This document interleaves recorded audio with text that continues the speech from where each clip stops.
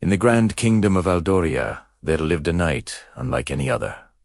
Sir Kay. His name was sung in taverns and whispered in the royal court, not just for the strength of his sword arm, but for the kindness in his heart. He was a champion of the people, a beacon of hope in a world often shadowed by conflict. His legend was built on countless victories, yet it was his compassion that truly set him apart. One day, a shadow fell upon Aldoria. A formidable army, led by a fearsome warlord, marched towards the kingdom's borders, their banners a promise of destruction. The king called upon his greatest knight, and Sir Calin answered. He led the charge, his armor gleaming under the sun, a symbol of Aldoria's defiance. The battle was fierce, a clash of steel and courage. Calin moved like a tempest on the battlefield, his skill and bravery turning the tide in his kingdom's favor. Finally, after a long and grueling fight, he cornered the enemy leader.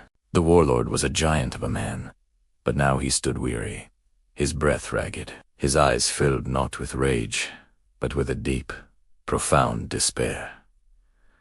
He had lost, and he knew it. Callan raised his sword, the killing blow just a moment away. The crowd would roar, and his name would be etched into history as the victor. But as he looked into his opponent's eyes, he saw not a monster, but a man broken by war, a leader who had gambled everything and lost. He saw the faces of the soldiers on both sides, young men who would never return home. In that critical moment, Calin made a choice.